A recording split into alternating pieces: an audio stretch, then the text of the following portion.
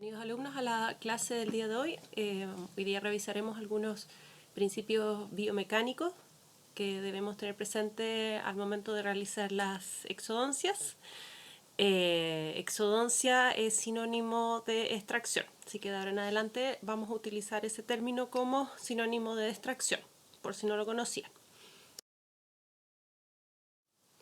Dentro de los objetivos generales de la clase, entonces, como ya les decía, vamos a conocer algunos de los principios biomecánicos que aplicamos durante una exodoncia. Vamos a aprender los mecanismos de acción del instrumental de exodoncia y también vamos a conocer algunos posibles accidentes que pueden ocurrir durante el procedimiento y veremos algunas medidas para prevenirlos y nociones que debemos tener presentes.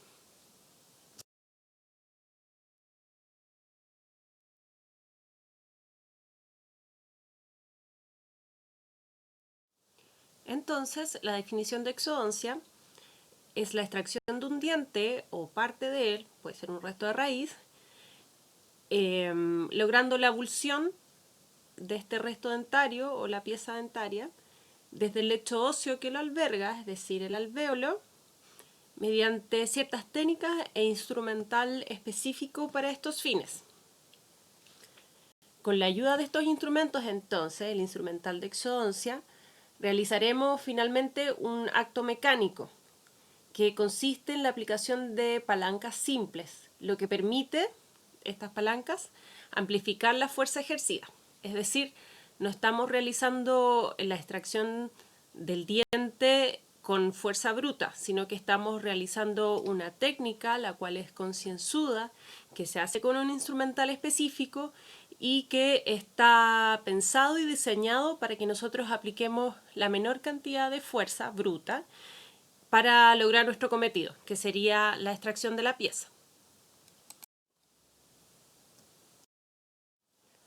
Refrescando algunos conceptos de mecánica de las palancas simples, que no sé si todos ustedes conocen, pero por lo general está dentro del currículum de física de educación media.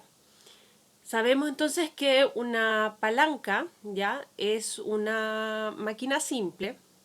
Una máquina simple es un dispositivo que es capaz de modificar o generar una fuerza, modificar, generalmente amplificar una fuerza y mediante esta fuerza transmitir un desplazamiento, es decir, lograr un movimiento. Existen tres tipos de palancas en general, en física se describen, pero durante las técnicas de exodoncia nosotros vamos a ejecutar solamente dos, así como también otras máquinas simples, ¿ya? Vamos a realizar otros procedimientos que nos van a generar otro tipo de máquinas simples, las cuales también podremos ejecutar con el instrumental disponible. Ya lo veremos a continuación. La más fácil de reconocer y la que tiene un amplio uso en la vida cotidiana, ¿ya?, es la palanca de primera clase, tal como la que vemos en la imagen.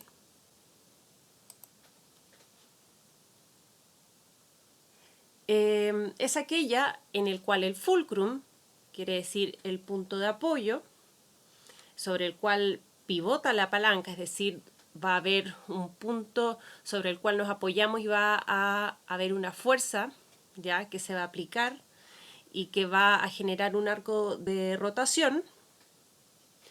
En el caso de la palanca de primera clase, el fulcrum va a estar ubicado justo entre medio, entre el brazo de potencia, representado aquí como la fuerza, y el brazo de resistencia, representado aquí por este peso.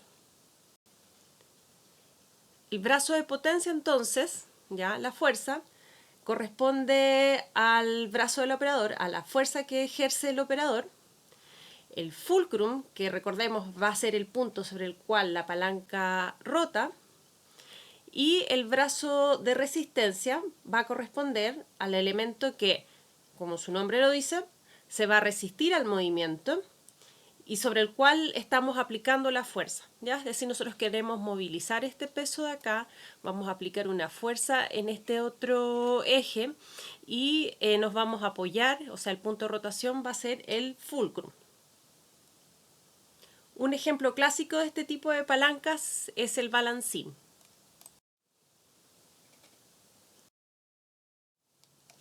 Este tipo de palanca, la palanca de primera clase, está presente durante el uso del elevador, que es el instrumento que se aprecia en la imagen izquierda.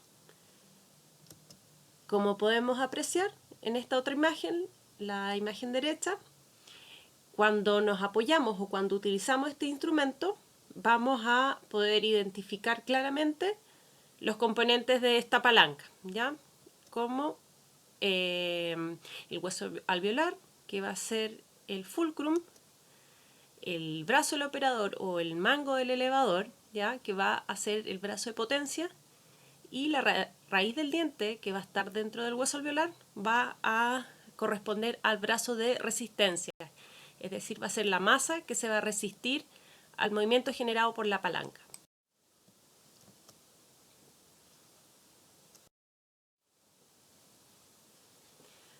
Entonces, así que el punto de apoyo o fulcrum, vamos a repetirlo, sería el hueso alveolar, que es donde nos vamos a apoyar aquí con el elevador, con el extremo distal del elevador. El diente o la raíz serán la resistencia, y nuevamente el brazo de potencia lo constituye el brazo del operador en su totalidad, ¿ya? Es decir, una fuerza que va a aplicar el clínico, que se va a transmitir al hueso mediante el mango y el extremo distal del elevador.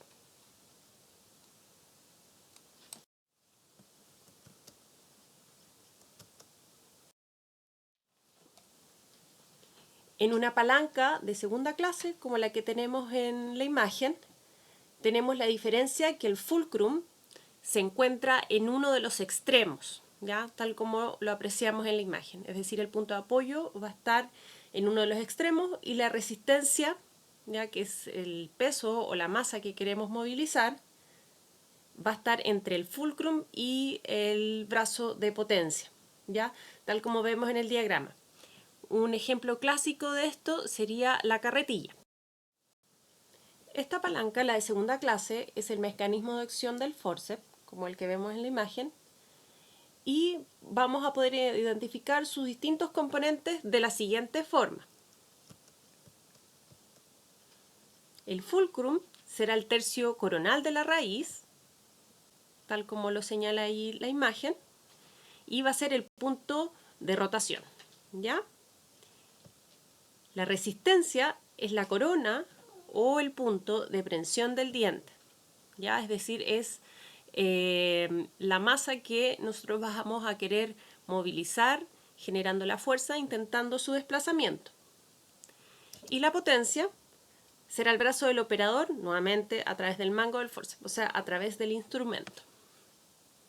Entonces lo que haremos es un movimiento simulando como si levantáramos una carretilla. De todas maneras, conviene saber que lograr la abulsión de un diente con el forceps responde a una superposición de movimientos, ¿ya? O sea, en muy pocos casos tenemos movimientos puros en un solo sentido.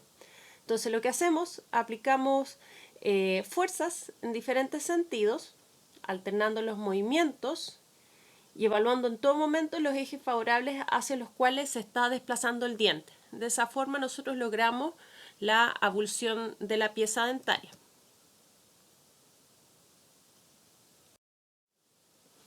Otra máquina simple, ¿ya? Que no es una palanca, recordemos que máquina simple es un dispositivo que nos va a permitir generar una ganancia mecánica, es la cuña, tal como vemos en la imagen. La cuña entonces es un plano inclinado sobre un plano rígido que al introducirnos permite un deslizamiento, ¿ya? Y esto va a generar una ganancia mecánica, es decir, recordemos, va a haber una amplificación de la fuerza aplicada. Cuanto más agudo es el ángulo de la cuña, ya, eso quiere decir que mientras más filudo es el borde, menos la fuerza necesaria para generar esta ganancia, ¿ya? Como vemos en la imagen, este tipo de dispositivos, cuando nosotros lo colocamos en un punto específico, por ejemplo apoyándonos en una puerta, va a permitir generar una fuerza mayor a la fuerza del que ya trae consigo el objeto en sí, ¿ya? Es decir, va a detener, por ejemplo, en este caso, el movimiento de una puerta completa. Es decir, así de eficientes están pensadas estos dispositivos o estas máquinas, ¿ya? Y los podemos ver en muchos aspectos de la vida cotidiana.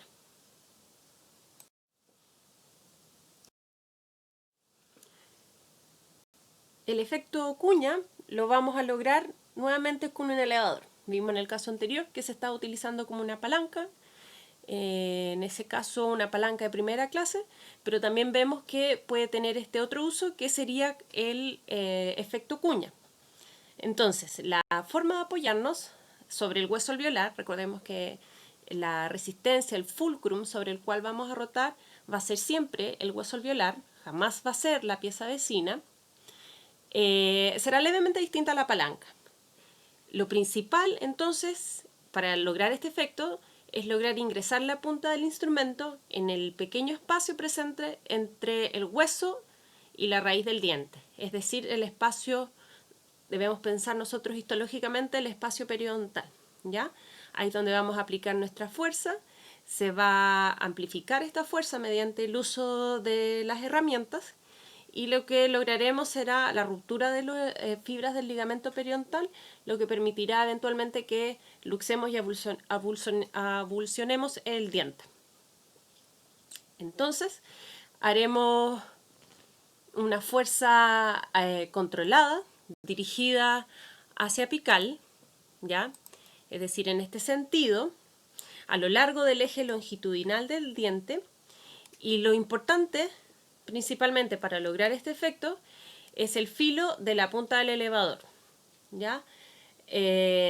Recordando que, como ya dijimos, mientras más agudo el ángulo, o sea, mientras más se introduzca, mayor va a ser la ganancia mecánica.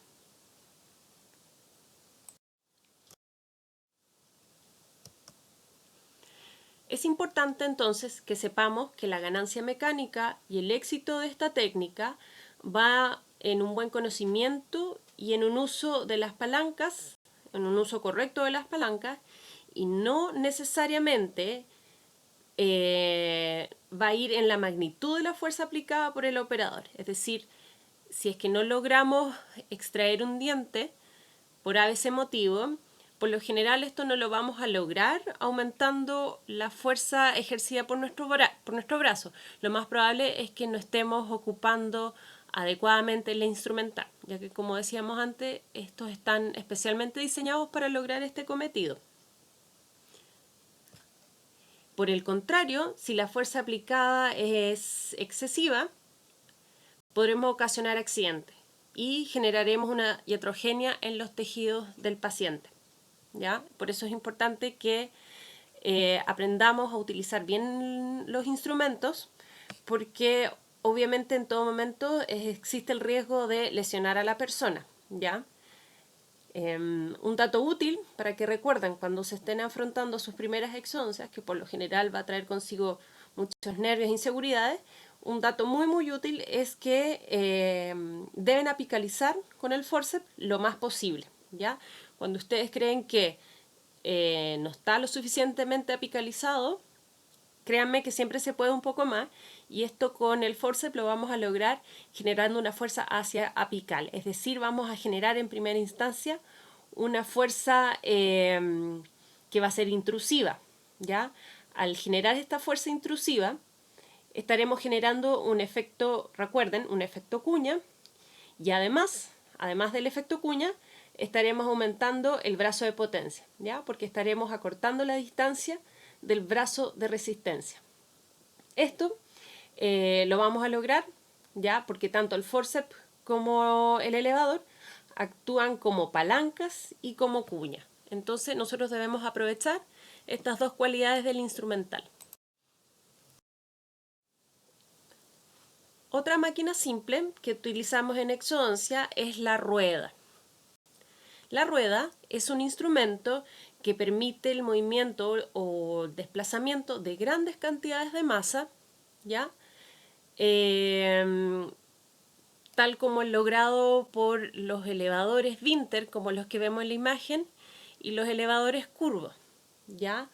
Estos instrumentos funcionan girando, ¿ya? Nosotros vamos a generar una fuerza que va a generar un arco de rotación, ¿ya? O sea, esta rotación, porque este instrumento se aplica o se apoya en el hueso y nosotros con el manco vamos a rotar la muñeca y generar un arco de rotación, lo que va a facilitar la abulsión del resto dentario, ¿ya? Los elevadores Vinther suelen ser de mucha utilidad cuando hay restos radiculares, ¿ya? Que se encuentran infraóseos, es decir, por debajo del nivel óseo. Otros principios mecánicos que debemos tener presentes es la expansión del alvéolo. Esto nos va a facilitar la exodoncia o la extracción. ¿Cómo lo logramos? Esto lo buscaremos movilizando el diente. Recordemos que el diente es más sólido que el hueso. En ese sentido, el hueso es flexible, ¿ya? Tiene propiedades elásticas, es decir, tiene cierta capacidad de deformarse y de volver a su forma original. Utilizaremos entonces el diente como elemento expansor del alvéolo, lo que nos traerá, si es que lo aplicamos exitosamente, la abulsión del diente. Y, por supuesto, este efecto será mayor en el hueso maxilar, a diferencia de la mandíbula. Y recordemos que esto va a radicar principalmente en el grosor de las corticales de la mandíbula, que obviamente es un grosor mucho mayor al presente en el hueso maxilar.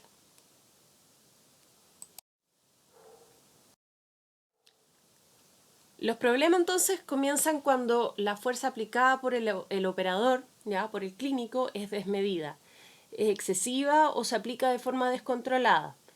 Esto es esperable de que ocurra con aquellas personas que tienen poco entrenamiento, que tienen poca experiencia y solamente con la práctica se irá mejorando, ¿ya?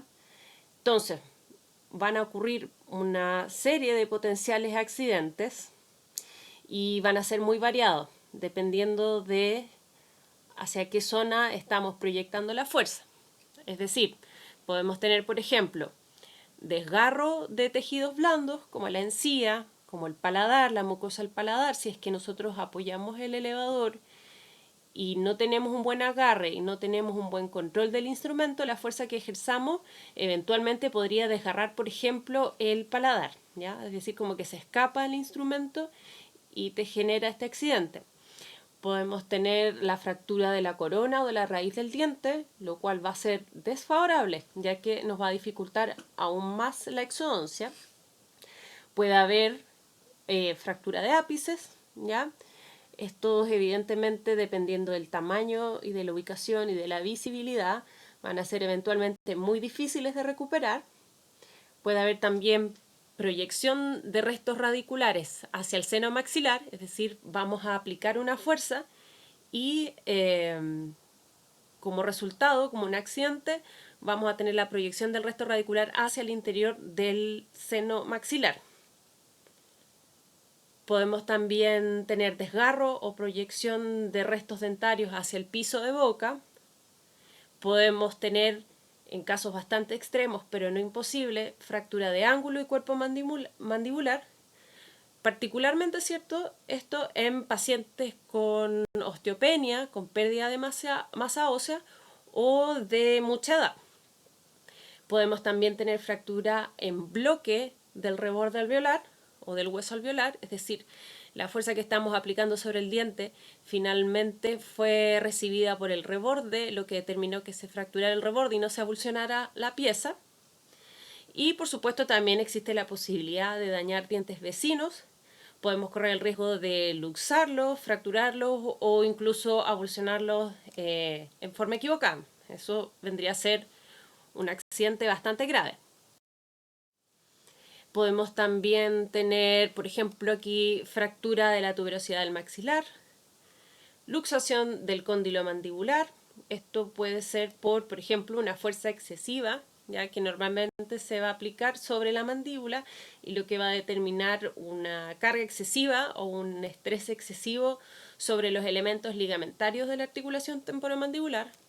Podemos dañar nervios, podemos dañar estructuras vasculares, podemos, si es que aplicamos mal la fuerza o con un instrumento que no está en buen estado, podemos tener fractura del instrumental, perforación del seno maxilar, entre tantos otros posibles escenarios que serían desfavorables.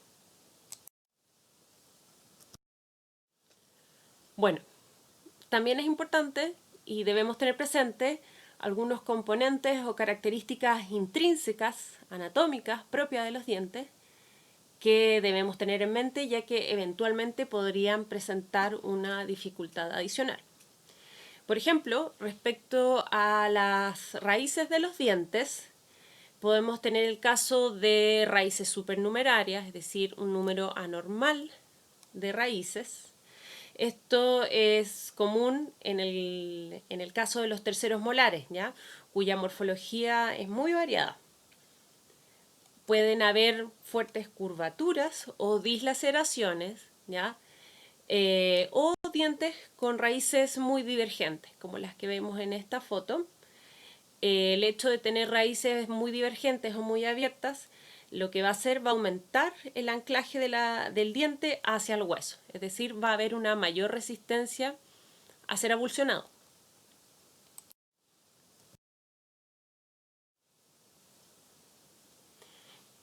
En esta diapositiva vemos los distintos casos donde podemos apreciar lo variada que es la morfología radicular. Todos estos posibles escenarios pueden ocurrirnos a nosotros y son dificultades que deberemos sortear cuando estemos realizando la extracción de este determinado diente, ¿ya? En el caso de ápices que tengan esta curvatura, que lo ideal es que uno lo pueda pesquisar en radiografía, es que aquí va a haber, por supuesto, un gran riesgo de que esto se fracture, ¿ya? En algunos casos es inevitable, con la experticia y con el tiempo van a saber cómo sortear o cómo salir de esas situaciones, pero lo principal y lo que deben tener en mente es que nosotros debemos idealmente pesquisar estas variaciones en la morfología radicular de los dientes, ojalá con un estudio previo, como sería una radiografía. En algunos casos no va a ser posible. Lo importante es que tengamos presente que los dientes tienen estas diferentes formas, ¿ya? Y que pueden ser eventualmente una dificultad.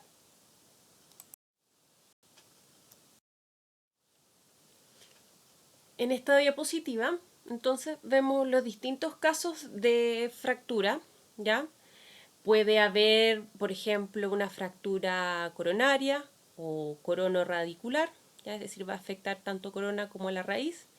Puede haber una fractura radicular o, en este caso, una fractura del hueso alveolar o del reborde alveolar. Con el tiempo y más adelante ustedes van a saber cómo salir adelante en cada una de estas situaciones. Pero es importante que sepan que todos estos escenarios son posibles.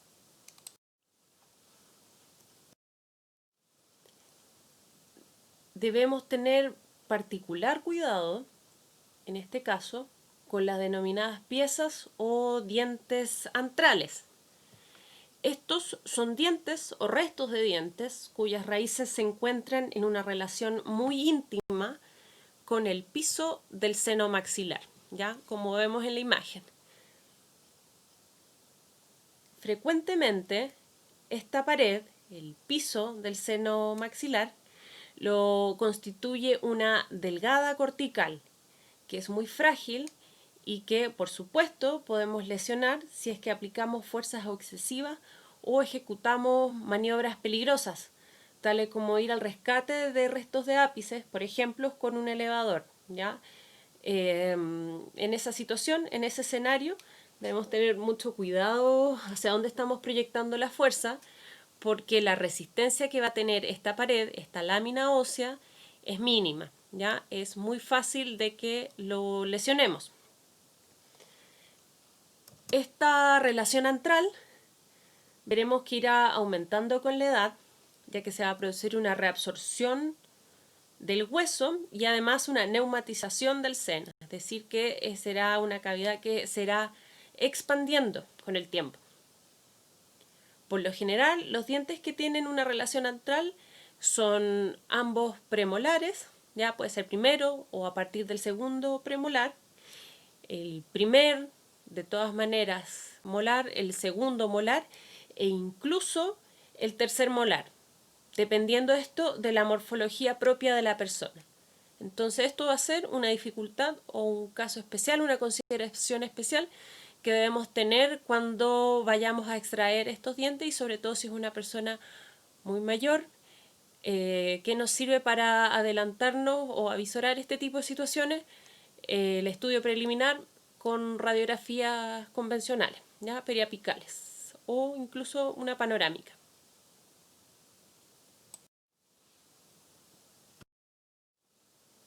En esta reconstrucción 3D, esta imagen obtenida mediante tomografía, entonces acá podemos apreciar un resto radicular proyectado en el seno maxilar. Y lo más probable es que esto se haya debido a una exodoncia frustrada. Es decir, cuando el operador quiso extraer este primer molar, probablemente tuvo fractura coronoradicular, logró probablemente sacar 2 de las 3 raíces y al momento de querer ir a rescatar esta raíz, lo más probable es que se apoyó sobre esta raíz con una proyección muy marcada o con el elevador muy adentro del alvéolo y generó lo más probable una fuerza excesiva que hizo que se fracturara el piso del seno con el subsecuente resultado de la proyección de este resto de raíz.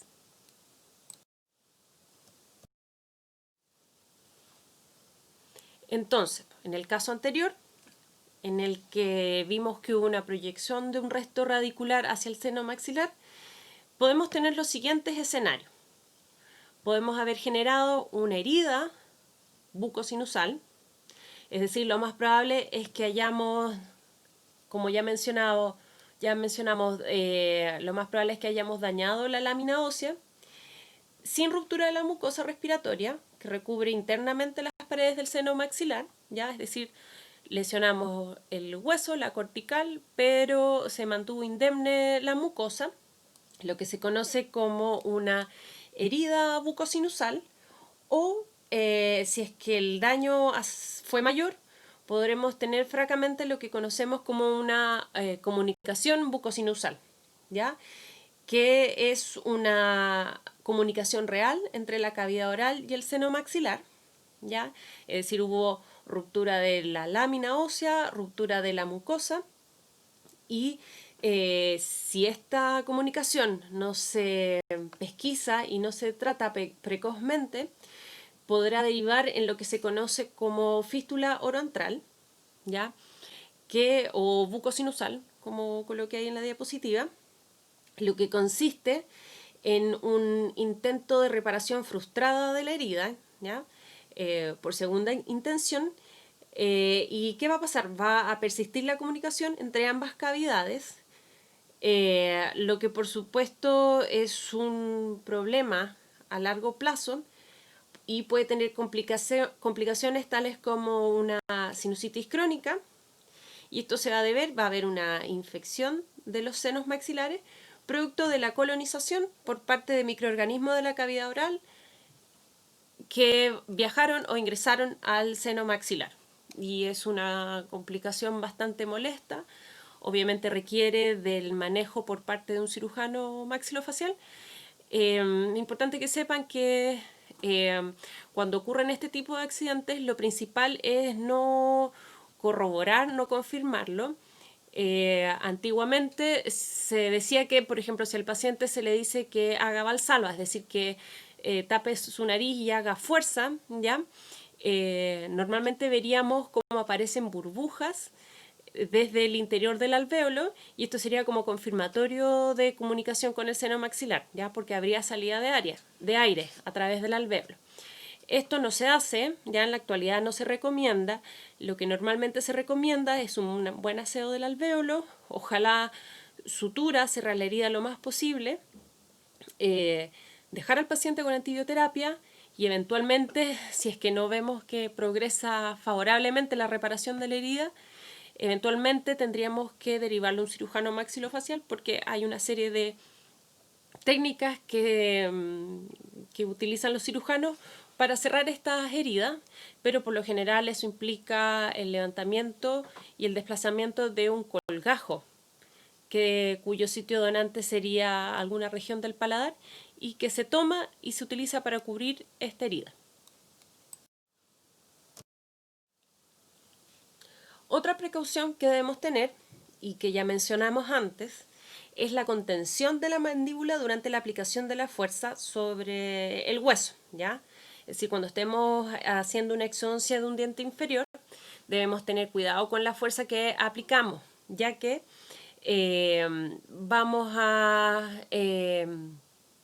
someter a una carga excesiva a los componentes ligamentarios de la articulación temporomandibular.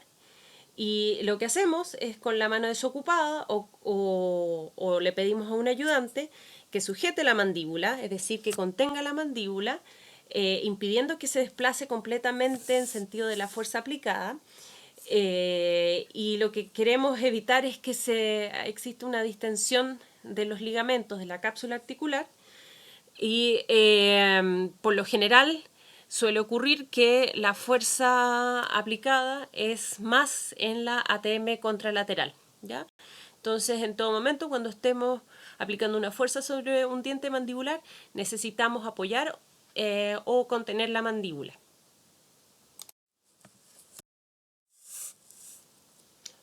Otra situación particular que puede ocurrir es la fractura de la eminencia canina. Por ejemplo, cuando estemos extrayendo un canino superior. Este diente, como sabemos, tiene la raíz más larga de todos los dientes, por lo que eso va a significar o va a implicar un gran brazo de resistencia. A mayor brazo de resistencia, mayor va a tener que ser la potencia o la fuerza que apliquemos, ¿ya? Entonces tenemos que tener cuidado en estas situaciones. Recordemos que esta zona está muy corticalizada, corresponde, y por acá lo que está demarcado con rojo, corresponde al pilar canino de la cara, ¿ya? Es decir, es una zona que debemos esperar que además tiene una gran resistencia ósea, es decir, el hueso no se va a expandir mucho en este caso, que era el principio biomecánico que vimos anteriormente que tenía relación con la expansión del alvéolo, ya en este caso no va a ser muy posible. Debemos evitar fracturarla, ¿ya? Por lo general esto lo vamos a lograr realizando movimientos con una predominancia a la rotación más que vestíbulos palatinos, ¿ya? Es decir, mediante la priorización de la rotación, lo más probable es que logremos la exodoncia del diente sin complicaciones, y si es que eventualmente tenemos que realizar algún movimiento en este sentido, lo ideal es que no realicemos o apliquemos una fuerza excesiva, porque lo más probable es que el diente salga con cortical. El problema o la complicación es que podemos generar secuelas faciales, tales como la profundización del surco nasogeniano, lo que obviamente va a tener un impacto estético, y además la dificultad que va a significar rehabilitar la zona. Con menos hueso tenemos menos opciones para rehabilitar esta zona. Y esto podemos apreciarlo en las siguientes imágenes. Vemos cómo cambia completamente el aspecto de una persona al perder sus dientes, ya con el edentulismo, ya que se pierde una cantidad de masa crítica, masa ósea, ya, que va a rellenar y va a perfilar el contorno facial. Entonces vemos en el caso opuesto cómo el aspecto estético de una persona mejora bastante con la rehabilitación de los tejidos perdidos. Esto lo podemos lograr, por ejemplo, mediante prótesis removibles, ¿ya? Entonces, ojalá preservar este componente óseo de la cara, el pilar canino, para que los resultados sean más satisfactorios. Siguiendo esa misma lógica, entonces siempre deberemos priorizar la conservación del tejido alveolar, del tejido óseo. Debemos tratar con mucho cuidado los tejidos del paciente, considerando que eventualmente a futuro deberá recibir una rehabilitación. Se buscará devolver la función mediante distintas técnicas de rehabilitación. Y entonces la presencia de revoldes alveolares, como los que vemos en la imagen, con gran reabsorción, atróficos, van a representar una dificultad técnica considerable, y el resultado y el pronóstico de estos dependerá, entre otros factores, del estado de los tejidos remanentes. Ya vemos en esta imagen inferior, aquí prácticamente no se logra visualizar el reborde alveolar mandibular. Mientras más reabsorción ósea tengamos, más cercanos vamos a estar de, por ejemplo, la emergencia de paquetes vasculos nerviosos. Entonces eso igual va a ser una dificultad cuando rehabilitemos. En el caso de las tablas vestibulares, que por lo general se sacrifican harto durante las extracciones, esto eventualmente va a determinar en que en esta zona tengamos una menor masa de hueso, y eventualmente si es que queremos colocar un implante ahí tendremos que realizar alguna técnica como la colocación de injertos.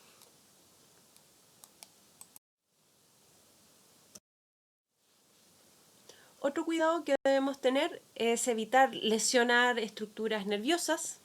Esto es particularmente necesario cuando estemos diseñando y realizando colgajos.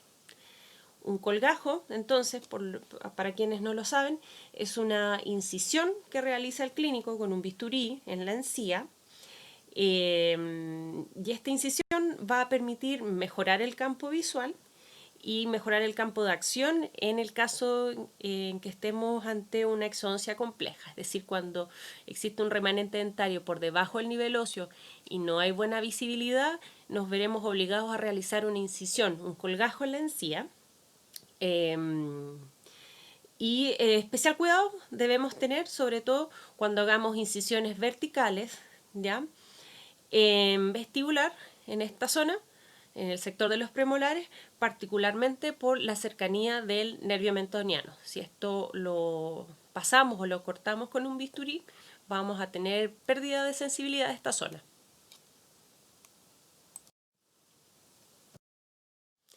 También en el caso de segundo y terceros molares inferiores, sobre todo en su relación hacia el lingual, recordemos la cercanía con este nervio, el nervio lingual. Debemos tener la precaución de no desgarrar la encía, ¿ya? Ya sea con el instrumento o proyectando excesivamente la fuerza en esa dirección. Y ojo que aquí también van a haber, a la par de estructuras nerviosas, van a haber elementos vasculares. Si los lesionamos vamos a tener una hemorragia, un sangrado excesivo, y que por lo general son bastante difíciles de controlar.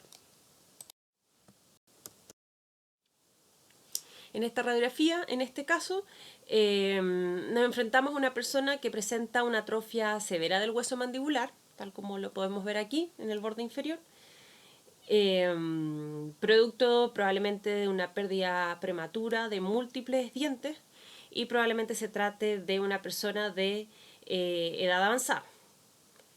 Recordemos que las mujeres, sobre todo en edad menopáusica, tienen un mayor riesgo de fracturas patológicas por una alta prevalencia de osteoporosis, ¿ya? Es decir, hay una pérdida de la masa ósea que es progresiva en el tiempo, y eso va a determinar que tengamos huesos más frágiles. En esta imagen radiográfica, en esta imagen de una tomografía, vemos en este caso una fractura que ocurrió a nivel del borde mandibular, pero nos llama la atención el escaso grosor del hueso en esta zona, ¿ya? Es decir, por ejemplo, si este fuera el caso en que debemos extraer alguna pieza dentaria mandibular, tenemos que estar muy conscientes de que la fuerza que apliquemos con nuestros instrumentos tiene que ser la mínima necesaria para lograr la avulsión del diente y para no pasarnos de la raya y generar una fractura.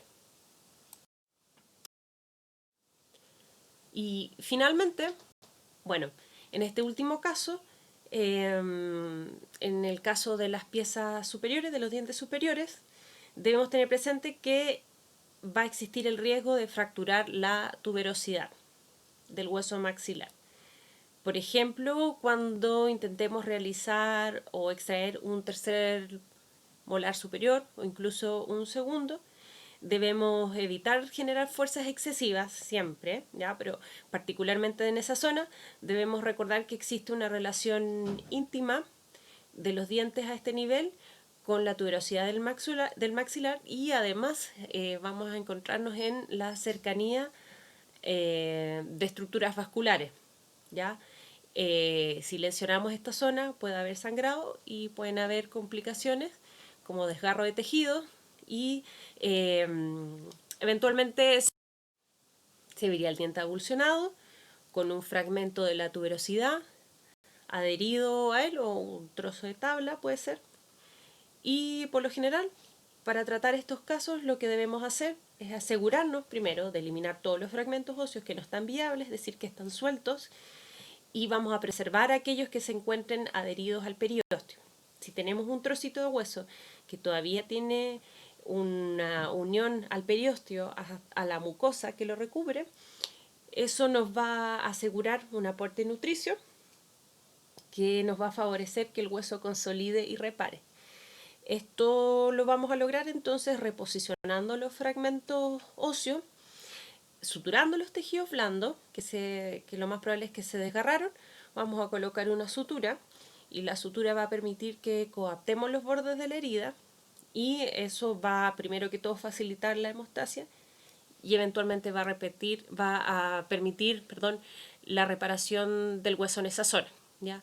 No trae grandes secuelas, pero sí es necesario que nos detengamos y nos tomemos el tiempo para reponer la posición de los tejidos y advertirle al paciente obviamente que tiene que tener cuidados adicionales porque hubo una lesión en este caso de una estructura ósea. Y en general, cuando tengan fracturas de tabla o incluso cuando haya fractura del reborde alveolar, si nosotros tenemos un manejo consciente y conservador de los tejidos, eventualmente podemos lograr que consoliden y reparen los tejidos, incluido el tejido óseo, mediante sutura, un buen tratamiento de los tejidos, un buen aseo de la zona, evitar por supuesto que queden restos óseos que no van a estar adheridos al periósteo porque eso eventualmente van a hacer una reacción a cuerpo extraño y van a impedir que el sitio repare adecuadamente y eventualmente lo más racional es siempre considerar una terapia antibiótica, en este caso profiláctica, para evitar que exista una complicación mayor, que ese hueso no consolide y eventualmente tenga una complicación como, por ejemplo, una osteomielitis, que sería una infección del hueso a ese nivel. Y con eso finalizamos la primera parte de las clases del día de hoy. Importante que repasen y revisen bien lo que son las palancas, porque eso hace preguntas de prueba, y que estén al tanto de todas las distintas complicaciones que podrían aparecer. Muchas gracias por su tiempo.